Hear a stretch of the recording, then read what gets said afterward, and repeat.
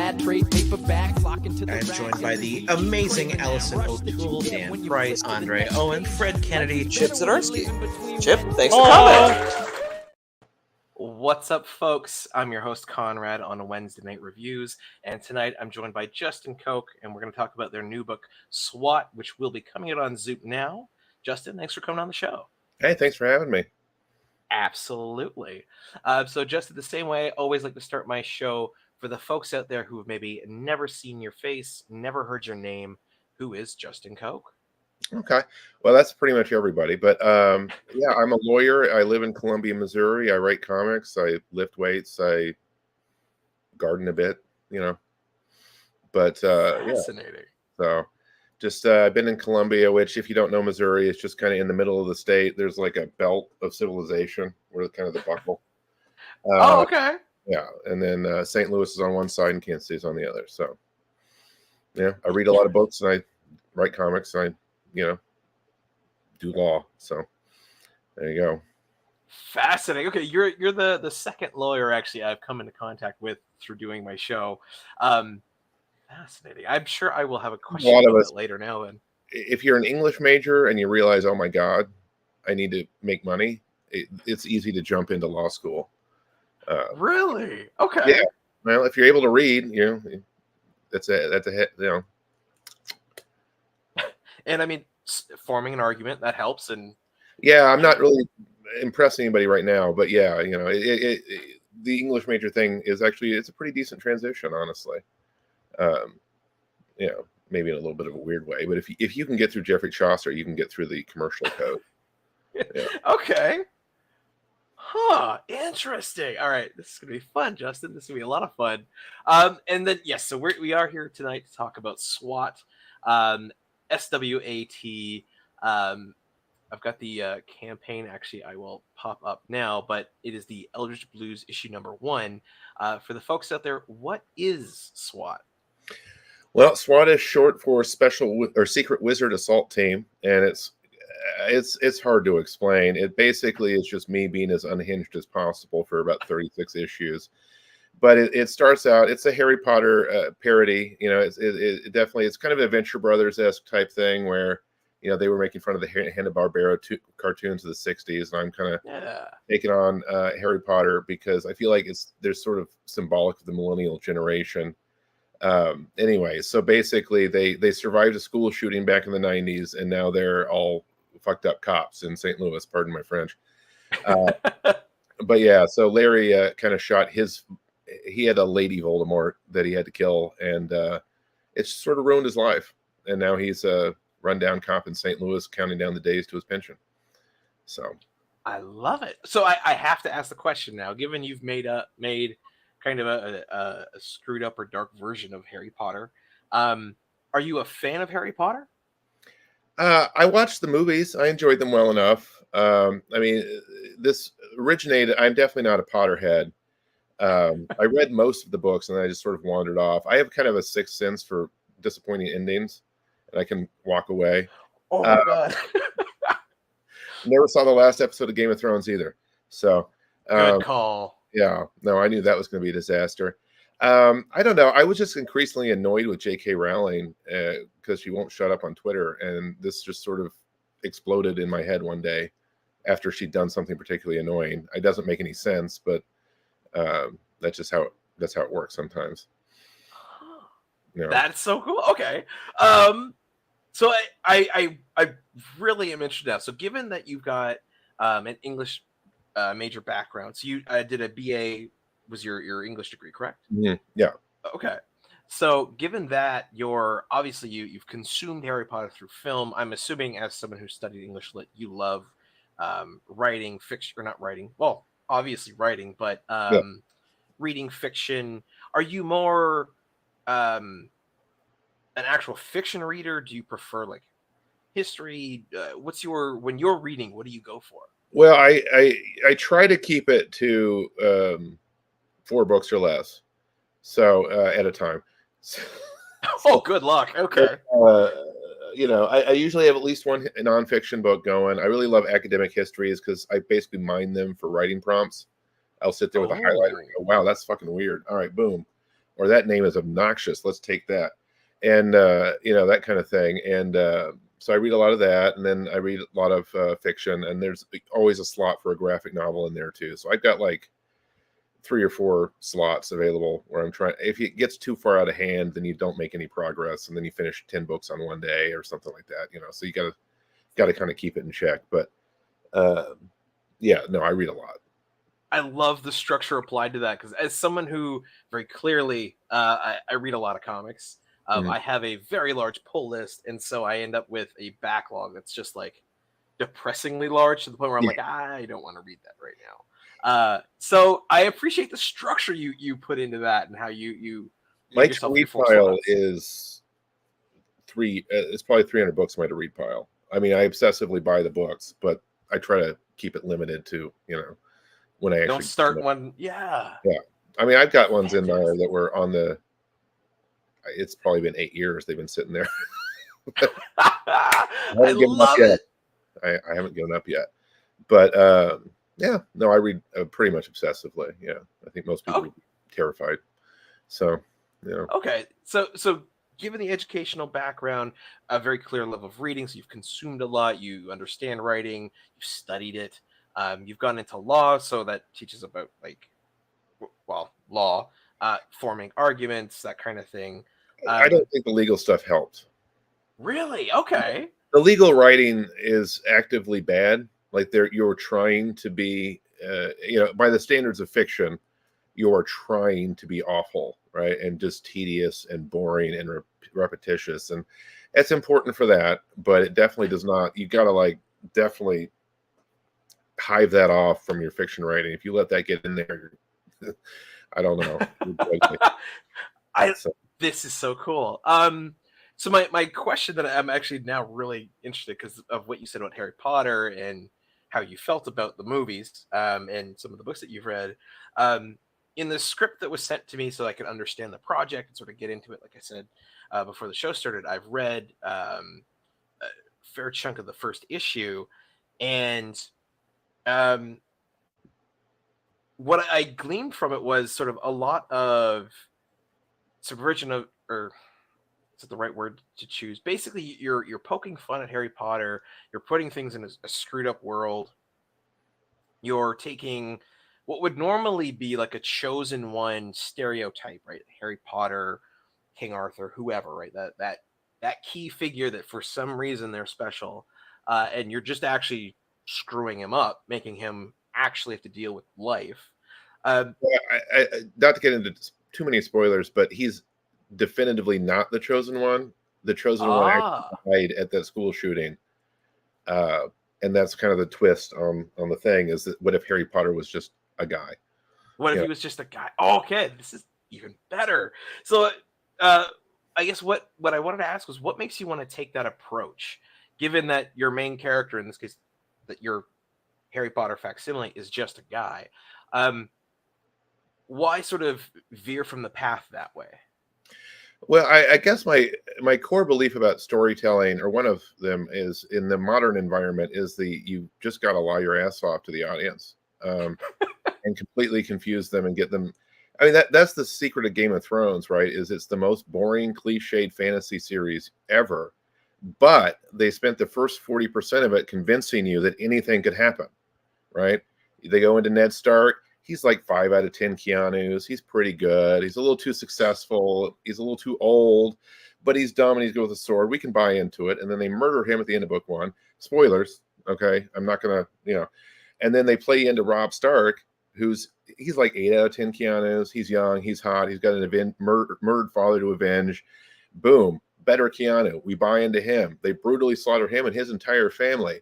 And then they slow play you into Jon Snow.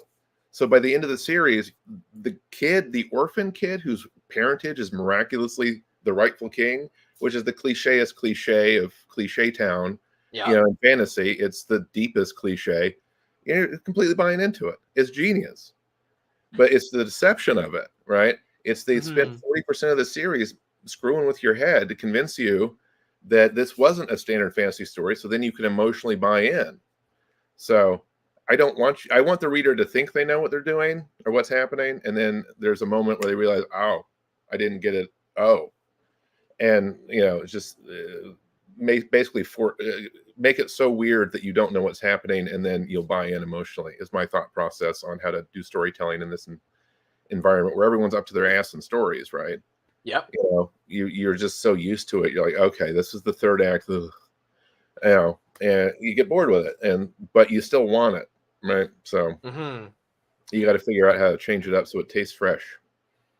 Interesting. All right. So, Justin, I must say that the more we talk, the more interesting you get, and the way that you're approaching creating comics is fascinating. So, briefly, before we sort of continue, I've got a couple more questions already thought out here. I did want to ask, is this your first time making comics? I have written another series called Edge of Darkness, which I'm currently trying to produce. That was the first one. This is the second series that I went for. I've been writing my whole life, but I just sort of I'd wanted to do comics for a long time, but I was too cheap to pay for an artist, and I can't draw. Same. And I was too proud to beg. So I just never quite happened. But I finally just started writing it. It's like, and I just loved it. It's a lot of fun. I love how especially, this is just comics. It's just ridiculous. Like you can do whatever you want. It's just, the more inch it is, the better. Right. And there's not going to be anybody like, well, why didn't you fly the eagle to Mordor or whatever? Right. So it's a lot of fun. Yeah. And then it's also highly structured, which kind of appeals to my spectrum-y side. Right. And then so you've got 21 pages. You got to get shit done. Go. But you can do whatever you want at the same time. It's a lot of fun. It just kind of clicked for me in a way that, I wrote like 10 novels over the last 15 years. And a couple, I went at it. But it was more like digging a swimming pool by yourself. That's kind of what it felt like. And then the whole industry is just brutally exploitive. So it was just unfun. The actual part about getting published was just miserable. So I don't know. I just like the comic transition just landed as where I needed to be, I think, I dig it. Yeah. And I mean, this is definitely a community where I hope you found this, and I hope you've started finding your niche, or already are deeply entrenched in your niche of the comic community. But like, I do find everyone here is extremely communicative, highly willing to share, especially when it comes to folks who, like yourself, like myself, are not fantastic at art, and in helping people get artists and find artists, as you've done for this book. I did want to confirm, working on the book with you, if I'm not mistaken, is Rachel Disler. Is that right? Yeah. Awesome. Yeah. And how did you team up with Rachel? How did that come about? Do you know Brent Fisher? I do.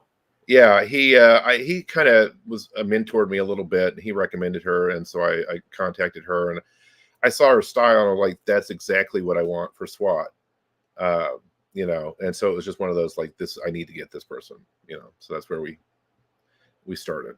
So. Right on. Well, then, talking about getting the book made, I'm going to bring up the comic once more, the Zoop page.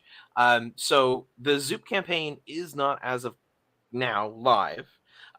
As you've let me know before the show started, because I wasn't aware, Zoop needs to have a minimum number of email subscribers bought in before it goes. That's not official policy or anything, but that's basically what it is, based on what other people have told me about the process. Is they want to know there's an interest, that the campaign has a pretty decent chance of actually landing.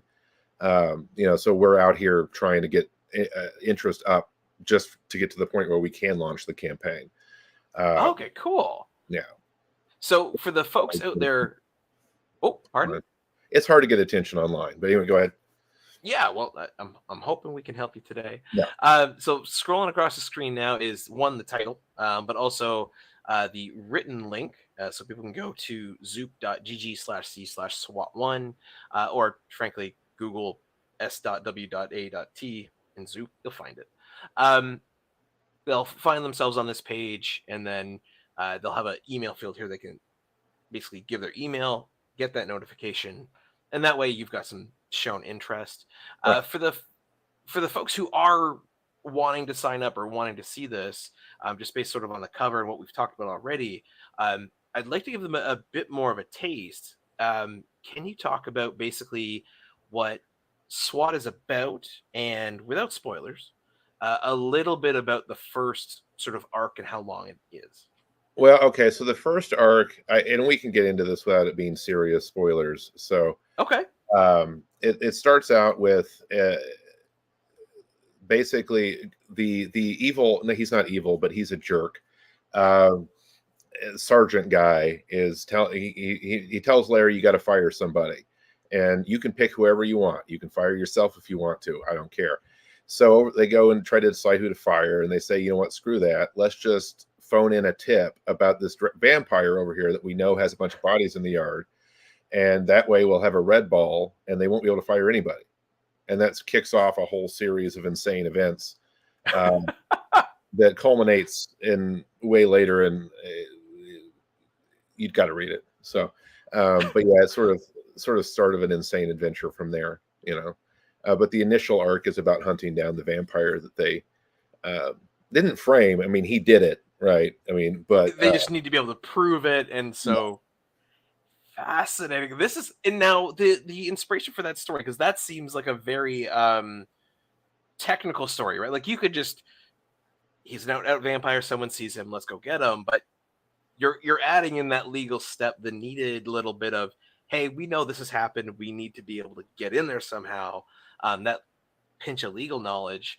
I guess, what about your legal background has sort of informed how these guys are going to go about doing what they do? Well, I represented I don't know, about 10 people in various federal criminal cases, mostly for drugs, sometimes stealing mail, but mostly drugs. And so you learn a lot about how the cops work from reading all their documents, and you know, you read all the reports, and you read the jury depositions and stuff like that. So you kind of figure out how they think from that stuff. And so that helped, I think, you know, add some veracity to it, even though I'm not a cop. But I mean, it's also, you know, just sort of, it's almost like an office comedy, except that it's really violent. So I mean, people like their violence, right? Yeah. So, but yeah, no, that's the idea. Is, you know, the thing with cops, I mean, God bless, but if you're ever in a situation where you would either rather be innocent or be the less paperwork option, less paperwork's got a pretty good chance of winning. You know, like, figure out how to be in the right and be less paperwork, you will win every time. They will do whatever you want. If you I can love it. How to phrase it like that. Yeah. So I guess like you said, these people's job is basically to detain, arrest, or I'm assuming kill various magical things. Like you said, the first time it's a vampire. Just kill. Okay, cool. So they're straight up get you. There's a system. You have tags, you know, like with deer, where you get tags and you have to wrap it. The monsters have that. If they do not have their tag and they kill somebody, instant execution. So, you know, okay. Yeah. So now, Justin, we're starting to unravel this really weird world you're building, and I love it. How many issues is the first arc, the vampire chunk? 6. 6 issue standard arc. 6 issue arcs. So for 36 total. Oh, cool. Okay. Yeah. So that's the first. There's kind of 2 novels in it. I consider 1 through 18 Eldritch Blue, and I haven't come up with the title for the next one. I might not. I might just roll with it. But in dramatic terms, it's basically a second novel, sort of. So yeah. Okay. Cool. Now I've got to refer to the question, because I was enjoying this a lot, and now that we've talked, it's getting even better. I guess, given how much you've been in of comics, and given I have in my possession your first and fourth scripts, and it sounds like you have many more. Are they the other scripts that you have, are they fully fleshed out? Like, have you written Done. 36 scripts? Yeah, they're done. I mean, the later ones Ooh. probably need a second pass on the dialogue or more, but yeah, no, they're done. It's been done for a year. I'm 4 issues into the sequel, actually. But the sequel has been a lot harder to get going. Like I was so creatively drained when I finished SWAT last September that I've barely been doing anything since. Like I write an issue, or I come up with lots of ideas, but there's never quite the momentum that you had with SWAT. It's just kind of, it's like I went from flying jet planes to Cessnas, like it's just yeah, because you were like go go go go go, Yeah. and it just came out. Now you're like, well, I just did that whole thing, and I'm tired, and now okay. There's usually a period where I'm kind of creatively dead after I finish a big project. This one's been longer than normal, for sure. But I'm fair. I mean, it sounds like you've done a lot of work. So, okay, important question. So normally we're now at the time in the interview where I normally would ask, if it's a Kickstarter, for instance, what's the minimum tier for someone to get the book? As of yet, the details have not been released. $10. 10. Okay, cool. So you do know. All right, cool. So once the campaign goes live, $10 will get someone is that digital or physical? Both, either one they want. Yeah. Okay, cool. And shipping, but normal. And again, I'm not familiar with Zoop, but I'm assuming there's more than just one tier. Like, is there like, oh, here's the X version? It's still up in the air, I guess. I mean, it's always subject to change, but I think we had, I mean, there's the physical copy, and then I think there's a tier. Rachel's going to do some sketches to basically, for like a little bit, so you have your own personalized sketch. That would be at one of the higher tier options.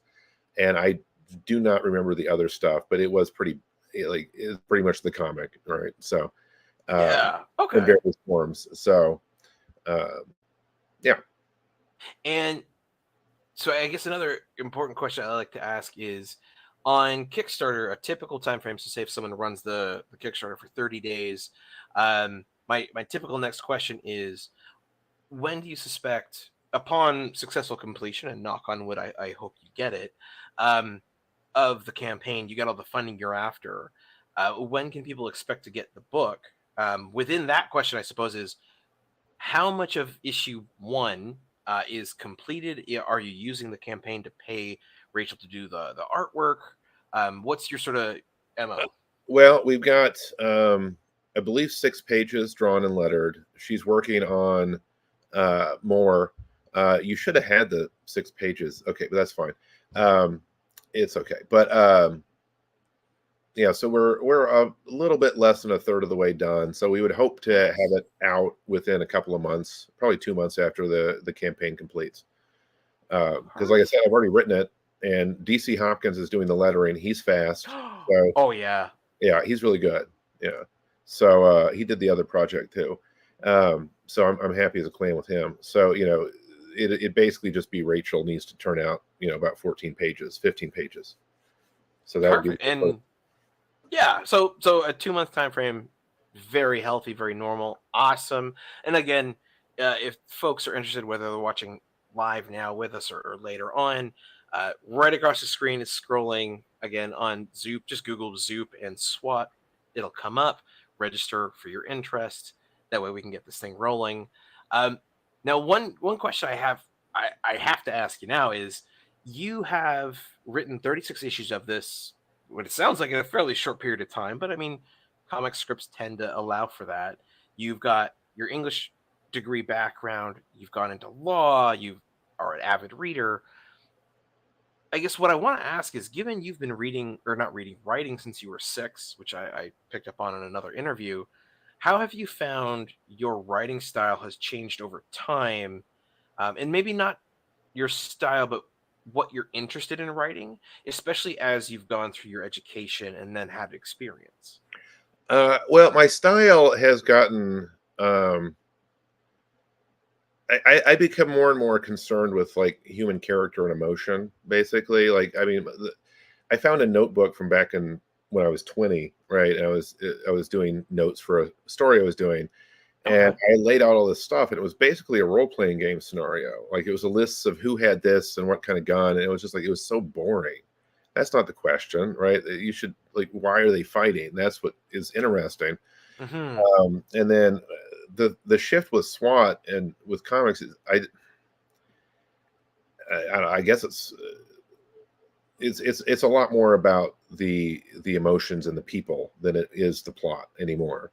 I think plot is.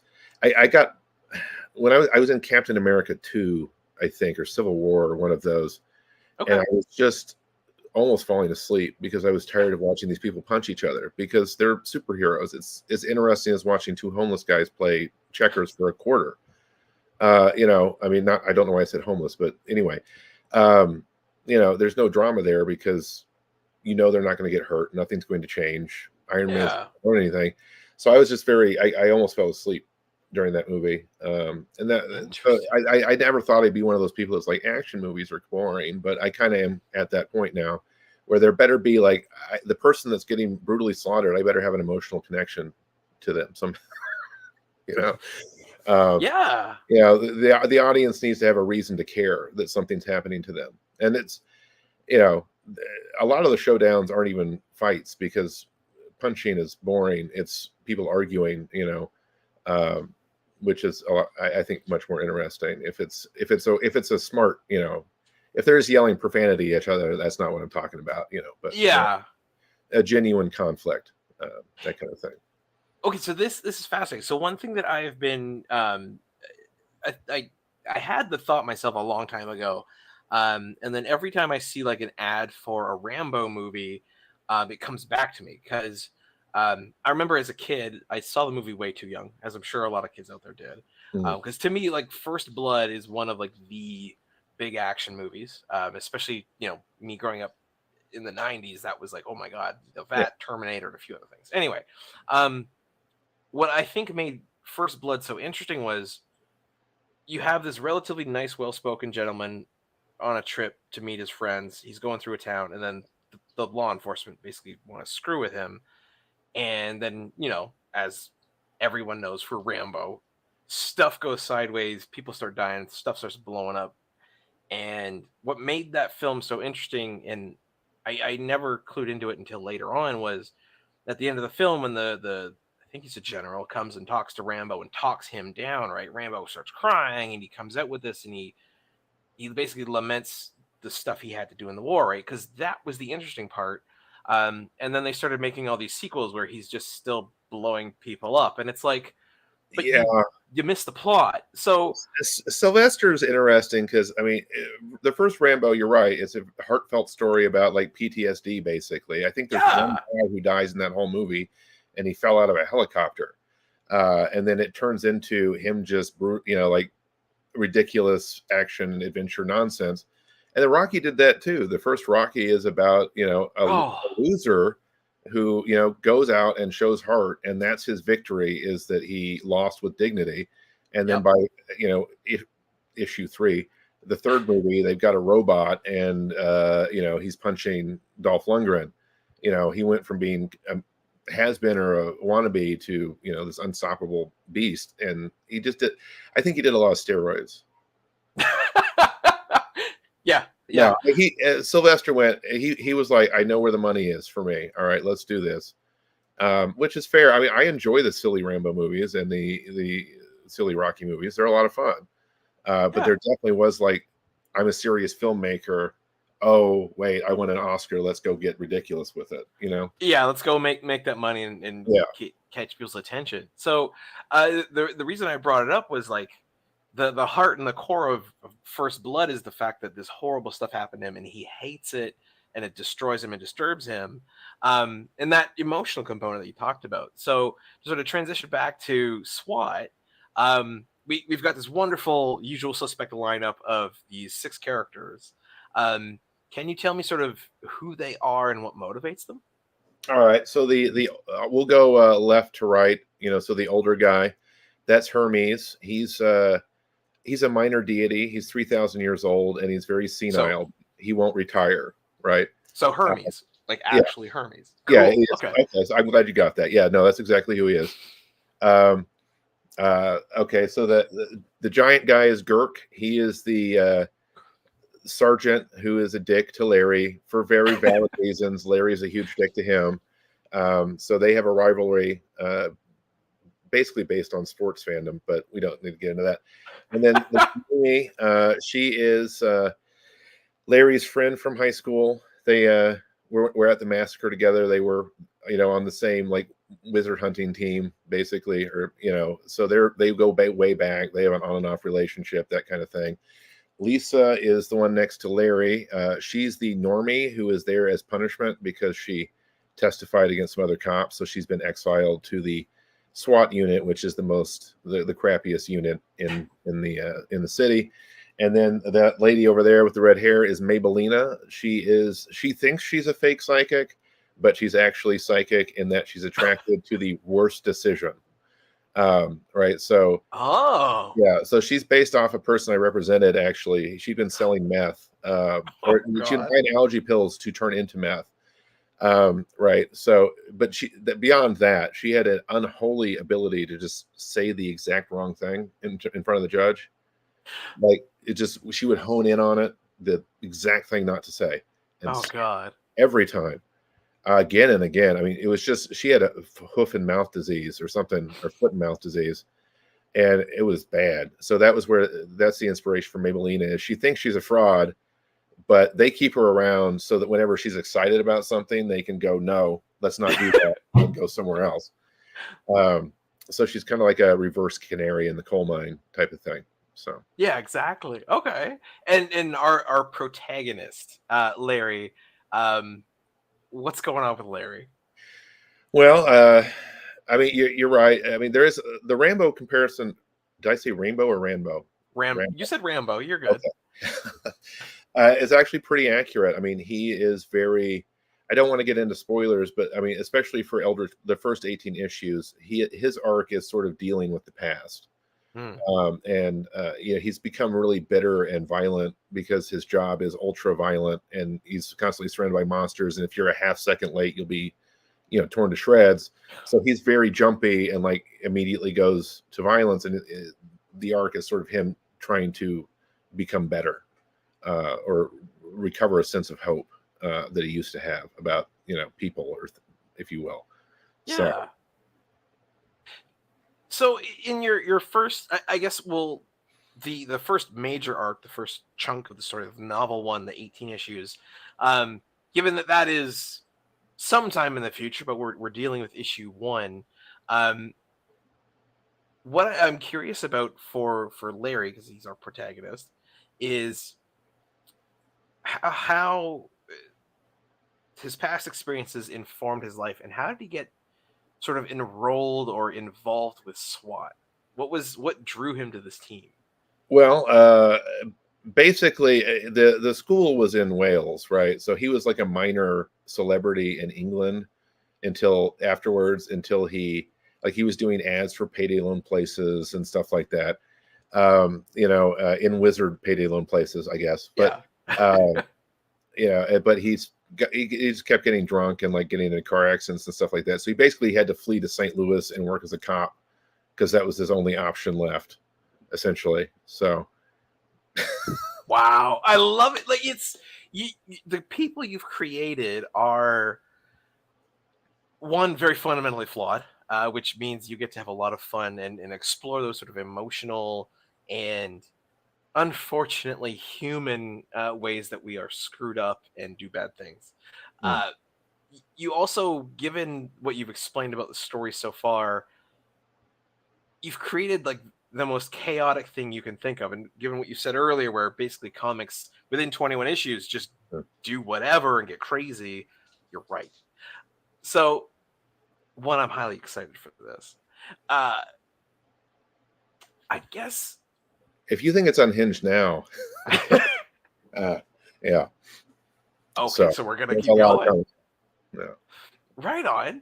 Now, let me see here what I've got for myself. When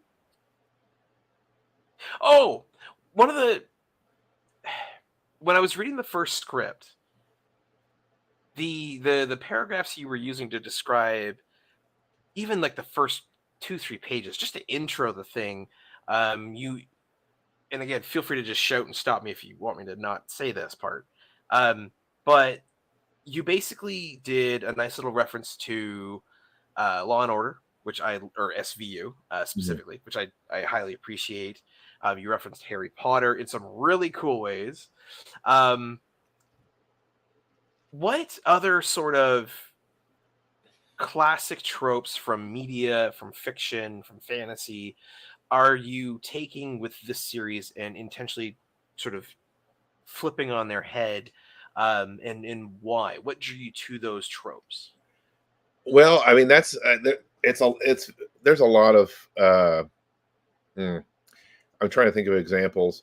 There's a section where this is a little bit spoilery, but whatever, people will have forgotten it by the time it happens. There's a section where one of the bad guys is pretending he has like a thing where he can look exactly like someone from SWAT, and so he's cool. Them. So I'm setting up the evil twin. Which one of us is really the bad guy? But the person they're imitating sees them first and just shoots them. I love that. Yeah. So that kind of thing. I mean, there's a lot of I mean, like I said, I love a deception. I think that's a lot of fun. I think they want, the reader wants, if you're reading fiction, if you don't want to be deceived, go somewhere else. But there's a lot of that. I mean, it's always a little sideways, everything's a little coming at it in a weird angle kind of way, where it's never going to quite turn out the way you think it is. One of my favorite things to do is like have a scene or a moment where your entire interpretation of everything is going to be different now. You're like, somebody says something and and then it's just like, oh, the entire story is something completely different. It's like an MC Escher painting or something like that, because I've had that happen in my life a couple of times where your whole concept of reality just gets wiped away and you have to start over. And I wish it happened to more people because it's very enlightening. I was in a cult when I was a kid, is what I'm saying.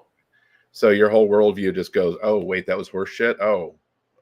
Yeah, and you got to reorientate your whole mentality. Yeah, so it's a very enlightening experience, though. So it's part of what I'm doing with SWAT, or it's part of what I find fun in fiction, is the ability to really mess with your perspective.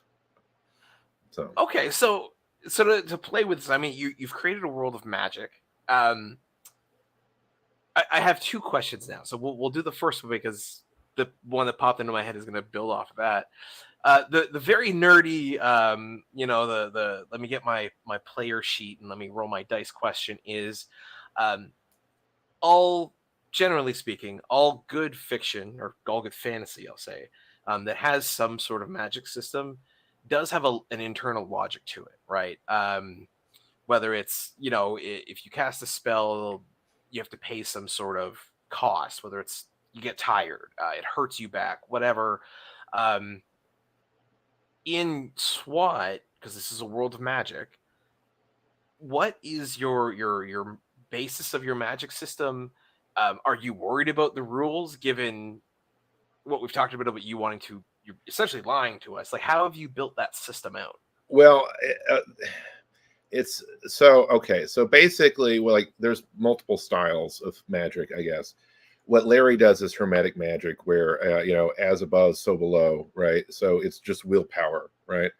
Okay. He alters reality just by the willing it, right? Now the thing is, if you do too much of that, the universe will kind of decide to get rid of you because you're messing up, you're causing too much trouble. So that can trigger negative ramifications if you do too much. So they sort of live by a philosophy of using it as little as possible. Right. So they'll buy a plane ticket instead of using their broom to fly, or they have cell phones, they'll and then there's one of the ways to counter it. I guess there's a concept called, I call it accountancy, where it's someone who has developed the ability to not let magic happen through sheer willpower. They're so boring that nothing interesting can happen around them, basically. Oh, wow. So they're all accountants.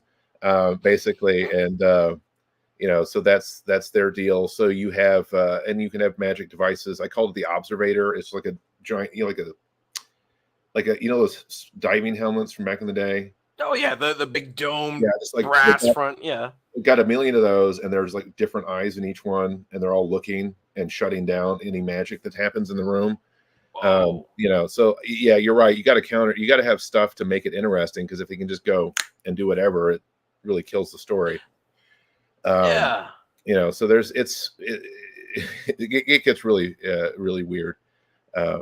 So yeah, there's a lot of stuff. None of the mythology. There's a lot of things that are. You're going to be like, you think you know what I'm doing, and then it's just going to go, and well, that is a spoiler. I won't mention that one. Yeah. No spoilers. But what I'm finding fascinating is, Justin, one, you're being very upfront with the fact that you're lying to us, right? Like you said, it's fiction. You're being lied to, clearly. But I love that your whole intent with this is you're going to lead the reader down a pathway, build up a set of rules, and then go, no. But still, it obviously has to pan out. And given you've written 36 issues of this, I imagine it does quite well, and it's consistent. Now, given that you could hypothetically in a magical world just go right and deceive us and have fun that way, why did you want to draw lines in the sand and make it have to be a logical system, right? Because in the reason I ask that is, as we've been talking, I'm finding it just fascinating, your background when it comes to your work, your knowledge, all that stuff, and what you've wanted to explore, the way that you've written, the characters you've developed. By the way, making the accountants just like magic nullifying, or funny as hell. But like, you don't necessarily have to do that, but you're willing to and wanting to. What makes you want to hold yourself to that, or yeah, I'll end it there. What makes you want to build a system that has those hard rules to it? Well, I think part of what I wanted to do with SWAT is I sort of committed to following through on the insane logic of it. Okay.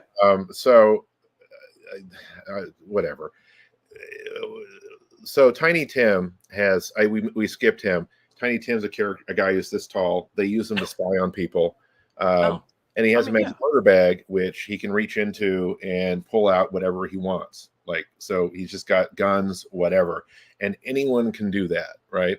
So it's this tiny little bag, but if Larry sticks his hand in, it'll go in. It's magic, right? And he can. And then they end up going inside the bag and realizing it's a giant infinite warehouse, right? Where there's just everything. And I did that as a joke to get myself out of this corner I'd written myself into. But once I did it, it took over the entire story. Once you have the ability to do that, that's going to be the solution to almost all of your problems, right? I can just reach into the bag and get whatever I want, or I can leave, or I can whatever, So it ended up taking over the story in a lot of ways, but it was fun though. Like it gets crazier and crazier and crazier in way. I keep saying that, but I assure you it's true. But that kind of ended up, so I try to, instead of sort of shying away from where it gets silly, I just dive right into it, and just have fun with it. So.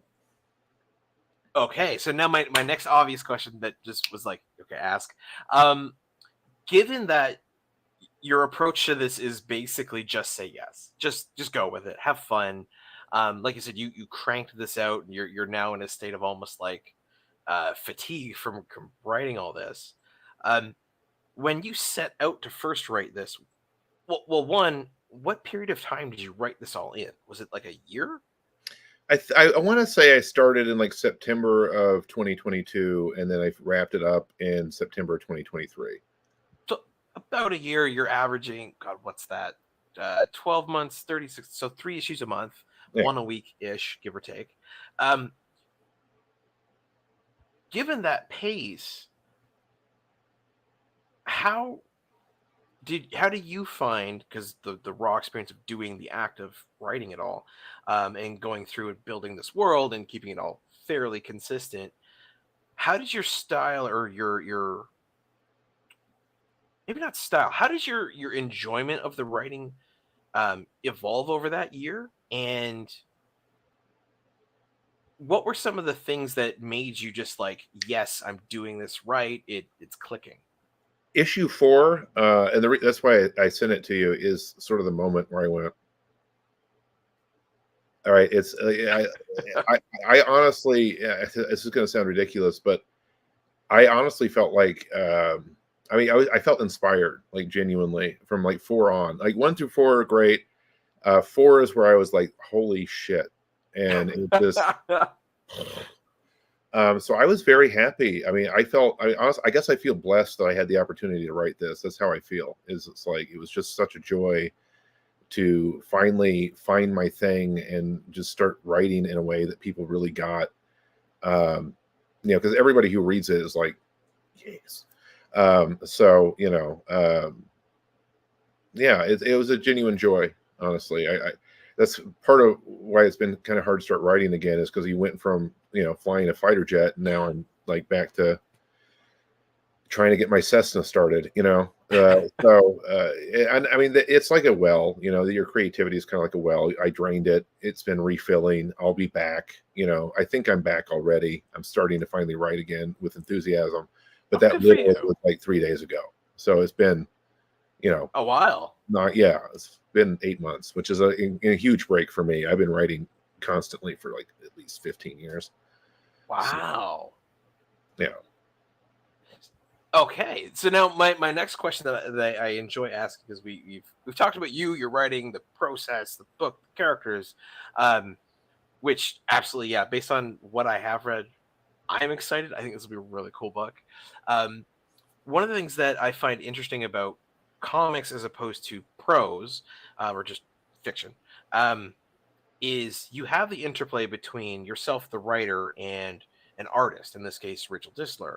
Now, like you said earlier, you saw Rachel's art and you were like, that's what I want.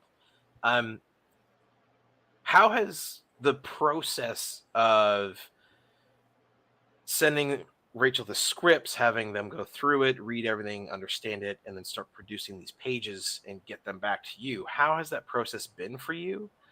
Because from the script that I've gotten, you're not, and maybe this changes later on, but in the first script that I've read, you're not like super hardcore on this is the exact physical position the character should be in, and right, you're just like, here's what has to happen, here's the vibe I'm going for, go. So what's that been like? Yeah, well, I absolutely, I mean, no, I never get to I hate that. I mean, why do you have an artist if you want to tell them where everybody is? They're the visual people. Let them sort out the visual stuff.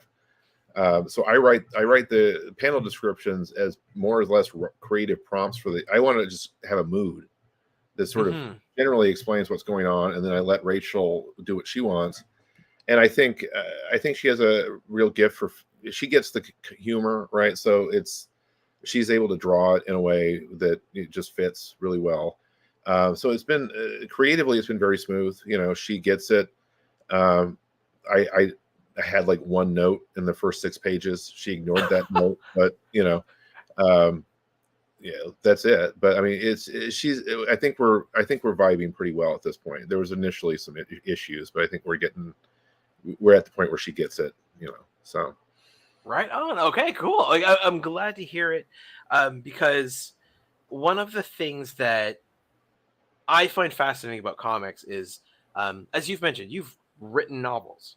So the act of like sitting down on a keyboard and going, okay, cool, our character is so and so, and they're going to do this, and writing 350 pages worth of that, which is an insane monumental task, by the way, or mind you, but the act of doing that, and then you can turn around and go, cool, bind it, sell it, done.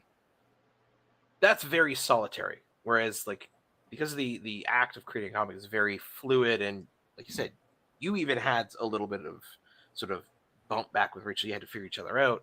I always like to know, like, sort of how that partnership came about, and just what made it work. So, congrats that it is working.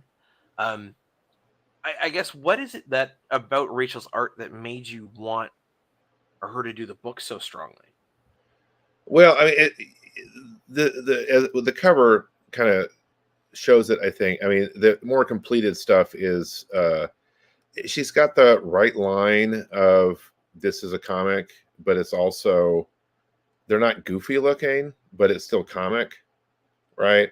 Which is kind of the line that SWAT rides, where this is serious, people are in danger, but also there's a goblin accountant / pirate who's auditing people to steal their stuff. I haven't mentioned him yet, but yeah.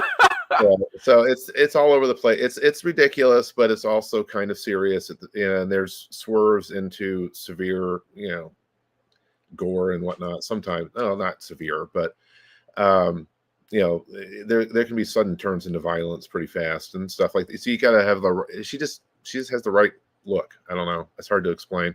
But when I saw it, I was like, yes, let's do this. I've been on the hunt for a while. I mean, I almost hired somebody else, and then I just kept having doubts about it. The more I looked at their stuff, the more I'm like, I don't know. Because if you get an artist that doesn't really, like the first guy I worked with Edge of Darkness, just did not. I should never have hired that guy. He did not have it, right? He did. Oh, okay. So he took forever because he just did not have. And I'm not going to name names or anything, but he just was not what the script called for. Mm-hmm. And so you got that. The way I learned from that is you got to pick the artist where you're like, it's like picking a puppy. You need to vibe immediately. Yeah. You want that immediately. Yeah, I really liked her style, and it's been great stuff. So. Awesome. Well, I am glad to hear it. From my past experiences with Rachel's stuff, like I dig it, and yeah, I think given the mood, the vibe, whatever you want to call it, you're going for, I think you'll work out quite well. And again, I do want to mention scrolling across the screen is the title. So folks out there who are interested in dark magic, or rather, I shouldn't say that's not dark magic. It's for dark magical fiction, fantasy. Think Harry Potter, but usual suspects, which is a nice shot that you've sort of gotten here. Google SWAT on Zoop and go register for the email heads up for when it goes live, so you can get it. From everything that we've talked about so far, Justin, I think it's going to be a great book, and Thank you. I look forward to more. So we've got about 7 minutes left in the show. What I generally like to ask now is stuff that is basically to let people know you. So throughout the interview, we've mentioned one, you've got a BA in English literature. You're an extremely avid reader. You've gone on to study law and are practicing law. You grew up in a cult. Like, you are a very varied and interesting person. I guess what I'll start with is an easy question, given that you've got so much sort of fleshed out on this. What is it currently, or I'll tweak my question. What book have you recently finished that you've enjoyed? Finished. Oh my God, I hate lists. Emily St. Mandel or St. John Mandel. It's Station 11 by Emily St. Mandel St. John or something like that. Yeah. Station 11. Yeah. That one was really, it's a really fun one. It's kind of she does sort of a literary sci-fi, literary speculative thing where in this world there was a super flu that wiped everybody out. Now there's like a touring caravan of dancers and musicians. Yeah, I mean, so definitely recommend that one. What I'm reading right now is the Obscene Bird of Night by Jose Donoso. It's a totally unapologetically psychotic, insanely gothic, brilliantly engaging, exquisitely written, filthy, sick, terrifying, perplexing. It's the pull quote sold it for me, and it's pretty much living up to it. So that one, I recommend that one too. And then comics wise, Sweet Tooth was amazing. Invisible Kingdom was awesome. I just finished. I think it's like, if you're reading this, I'm already dead. I think it's a 3 series. It might be longer. Yeah. It seemed like after 3 it was over, but it wasn't very clear. That was what I read this week. That was really cool in the comics world. Um, reading Reading. this right now, the Lolo Woods, and that's been really amazing too. You know, You I do love read the horror stuff, like the Harrow County type stuff. I'm a sucker for. That's kind of what got me into comics again, or writing comics. Was I got those giant library editions of Harrow County. Oh yeah, that'll do it. Oh, I need to do this. This is fucking awesome. So yeah, Cullen Bunn's I'm a huge fan of his. Yeah. I dig it. That's sick. Also the fact that you were just like, oh here, boom, boom, boom, boom, like really concise. I appreciate that. You also have some really interesting books that you're reading. Then I guess my other question that I really want to ask is, often I find people who make comics are comics fans, as you are, which basically means you're a nerd, which is great. I find nerds tend to collect things. Like you said, you've got 300 books to read. Yeah. So my favorite, I think my favorite question to ask is, of all the things that you have in your collection, your volumes, whatever, right, whatever it is, what is the thing that makes you the most happy? And maybe not the most expensive, maybe not the most rare, whatever. But what is the thing that you've enjoyed the most and brings you the most happiness?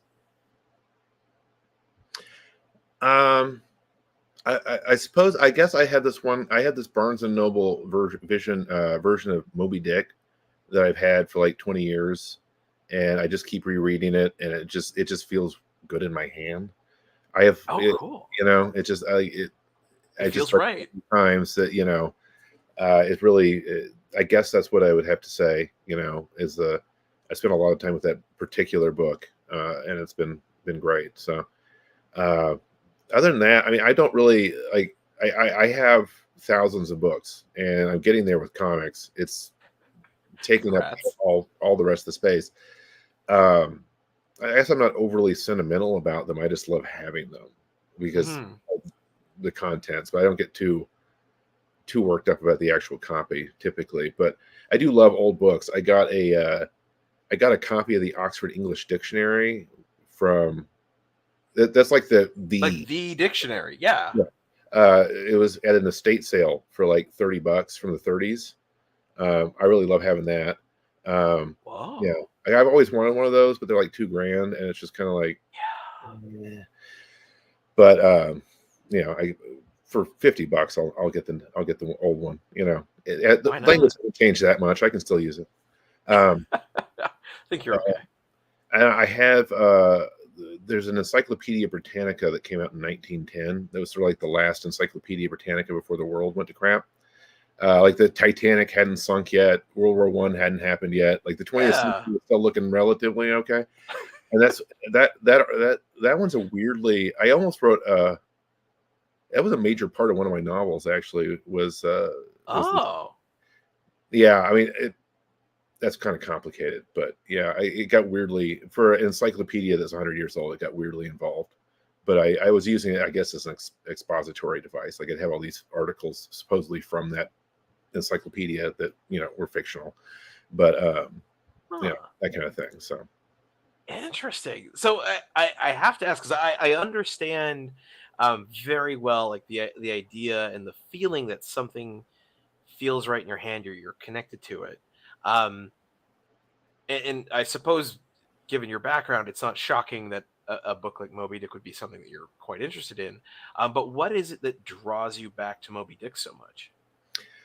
well, I haven't read it in a while, but it was just I mean, Herman Melville, he kind of destroyed his career after Moby Dick when it failed. He went out and sort of did a bunch of self-sabotaging stuff. But I think that's how mad he was that Moby Dick kind of flopped, I guess, is he was just going to burn down his whole career over it. That's my personal take. That's not official literary canon, but you don't do Pierre if you want to get a third opportunity. Anyway, I don't know. It's just the book just speaks to me in a lot of weird ways. I mean, it's from he's very conversational. At the same time, he's pretty nerdy by 1850 standards, I guess. Okay.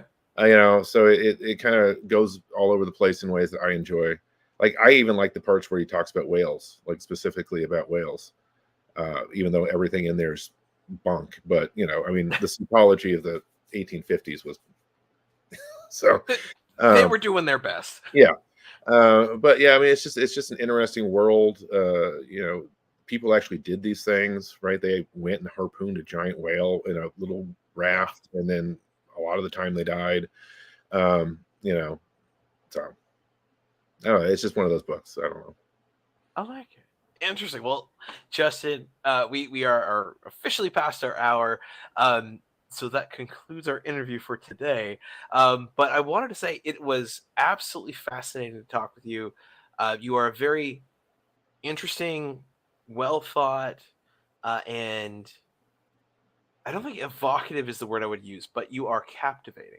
No, well, thank you. And absolutely. I don't get accused of being captivating very often. So. Well, you've kept me absolutely enthralled for the last hour. Really quick, once again, for the folks out there, tell us, what is your book, and how can people best support it right now? S.W.A.T. is it's a comic about it's a comic about a bunch of people that are basically they really care about each other, and they're fundamentally good people in a really hostile, bizarre, insane universe, kind of like us, right? So it's funny, it's dramatic, it's tragic, it's worth signing up for. So awesome. Well, absolutely, Justin, once again, thank you for taking the time to come on the show. It was a blast to talk with you, man. Thank you. Absolutely. And for the folks out there in YouTube land, like the video, comment down below what you think of Justin, what you think of S.W.A.T. from what you've heard, and subscribe for more. And don't forget, once again, scrolling across the screen right now, go Google S.W.A.T. and Zoop, find it, register for the emails. Let's get this book made, and we will see you next time. Adios. Golden age to present, digest to oversize. Never miss new comic day. Yeah, no surprise. So where's my no prize? Check the letter columns. Can't find issue 2. Collect